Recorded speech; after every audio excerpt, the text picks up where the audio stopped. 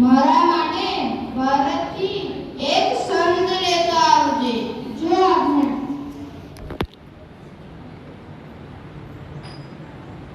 સૈનિકો જોયું, આ ભારતના રાજા તો મહોત્સવમાં જ પડી રહ્યા છે. કોઈમાં મૂળ જ નથી. એથી તો આ ભવ્ય વિજય મળ્યો છે.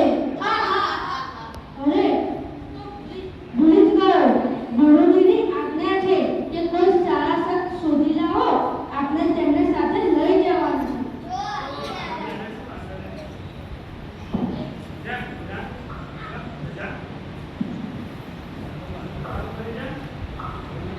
જુઓ, ગુરુને શોધી રહ્યા છે, સંતને શોધી રહ્યા છે.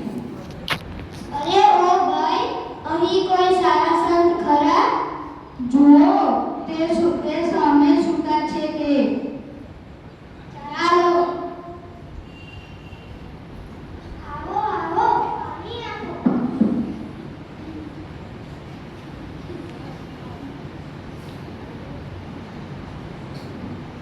ચાલો જલ્દી, દિગ્વિજય સિકંદર તમને યાદ કરે છે. સિકંદર કોણ છે? હું તેમને નથી ઓળખતો, પરંતુ નામ કહો છો તે દિગ્વિજય છે.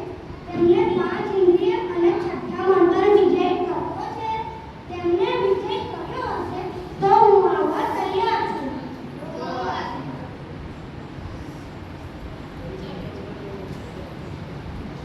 રાજાજી, સંત એવું કહે છે કે તમે 5 ઇન્દ્રિય અને છઠ્ઠા મન પર વિજય કર્યો છે, તો જ હું આવું.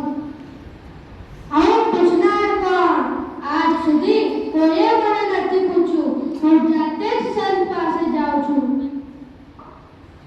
તમને ખબર છે, મારા શરીર પર આગળ બધા જ ધૂળમાં મળી ગયા છે. તમે ઊભા થાવ, નહીંતર હું તમને મારી નાખીશ. મારા શરીરને મારીશ, પણ આત્મા તો અમર છે ને. આ શું? બલ બરાબરી તલવારથી છત્રે ને આ સંતના નિર્ભય. જેણે પોતાના મનને જીત્યું છે, તેને જીવવા અને મરવામાં સરખો આનંદ હોય. મારા ગુરુ એરિસ્ટોટલ કેટલા મહાન છે. તેમને મારા અભિમાનને ઓગાળવા જ ભારતના સંત લાવવા કહ્યું હશે. તમે જ મારો ઉદ્ધાર થાય તેવો ઉપદેશ કરો. હે રાજન, તમે જે આપ્યું ન શકો તે કઈ ન શકો. જેમ કે તમે કોઈને ધન કે રાજ્ય લૂંટ્યું હશે તે પાછું આપી શકશો, પરંતુ તમે કોઈને મારી નાખશો તો જીવ પાછો નહીં આપી શકો. ખરેખર મારા ગુરુજીએ આ વિશ્વ વિજય કરતા મહાન આત્મવિજયની દિશા બતાવી છે. તેની આગળ બધું જ નકામું છે. ગુરુ સિવાય ઉદ્ધાર નથી.